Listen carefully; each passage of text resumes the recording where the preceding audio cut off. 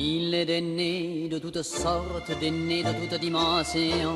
Et selon celui qui la porte, ou bien il a de l'intuition, ou bien il ne sert à rien d'autre qu'à se fourrer dans des mouchoirs. Ce que l'on ne sait pas toujours et que va vous rappeler Laurent, c'est que l'esthétique du nez est la première demande en termes de chirurgie du visage. Et cette rhinoplastie bénéficie aujourd'hui d'une petite révolution. Laquelle? Alors c'est une révolution plutôt technologique, mécanique, on va dire. Il fut un temps où il y avait des burins, des marteaux pour opérer du nez. Aujourd'hui, c'est une douce révolution. On ne parle plus de rhinoplastie, mais plutôt de rhinosculpture. Et c'est un des thèmes qui va être abordé aujourd'hui au Congrès international de rhinoplastie, qui débute aujourd'hui à Versailles. On va donc aborder toutes les techniques en matière de nez.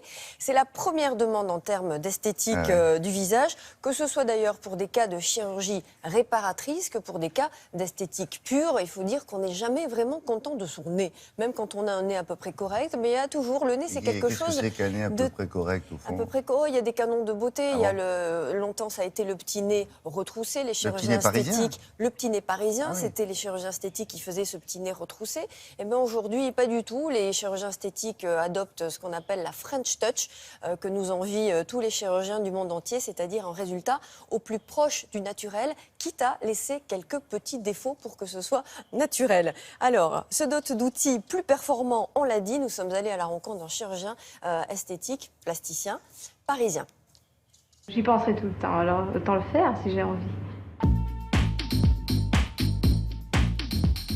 La rhinoplastie esthétique est certainement l'intervention qui nécessite le plus de précision et d'apprentissage de la part du chirurgien. Les gestes osseux sont connus pour le chirurgien esthétique du nez comme étant des gestes un petit peu compliqués, avec parfois des risques de perte de contrôle un petit peu.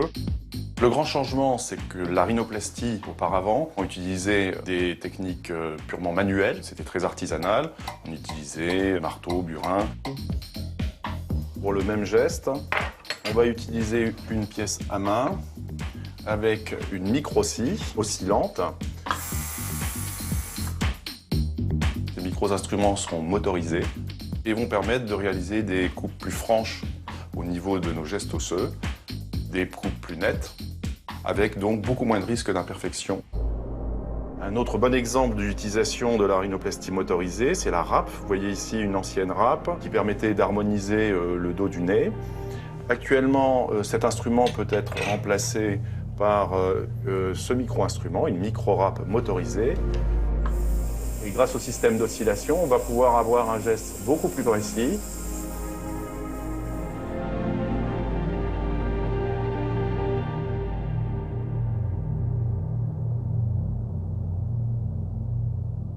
La rhinoplastie motorisée sera particulièrement intéressante chez des patientes et des patients dont les os sont relativement fragiles.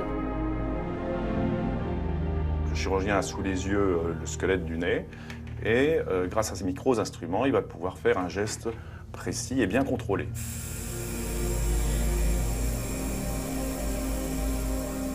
Alors on peut comparer les anciens instruments ici et les nouveaux. Vous voyez qu'on a une miniaturisation de l'instrumentation du chirurgien. Les gestes étant moins traumatisants, les suites opératoires seront plus simples, avec moins d'œdème et une récupération plus rapide.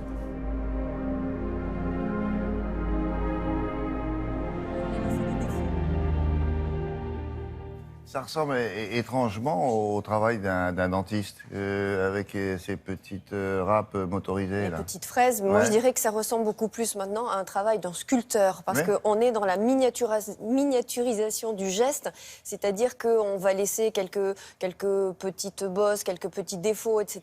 Il y a des nez qui ont vraiment un gros besoin de chirurgie, on ne va pas le faire complètement parfait, si on peut dire. Et ces micro-outils nous aident justement à faire un résultat quasi parfait. L'opération, est-ce qu'elle est plus rapide? Elle n'est pas beaucoup plus rapide, ça prend toujours autant de temps, mais elle est beaucoup plus sûre dans les gestes, moins agressive et très adaptée aux femmes, notamment qui ont des os plus fins. Et ce sont souvent les femmes qui demandent une chirurgie du nez, car on accepte beaucoup plus un nez fort, puissant, chez un homme que chez une femme. C'est un signe de virilité parfois le nez. C'est une péninsule, disait notre ami. Oui. Hein, c'est un pic, Une un roc. ou une péniche, un promontoire. Une quoi. patate. Oui, je sais de quoi je parle. Merci beaucoup, Laurence. À plus tard. La météo maintenant.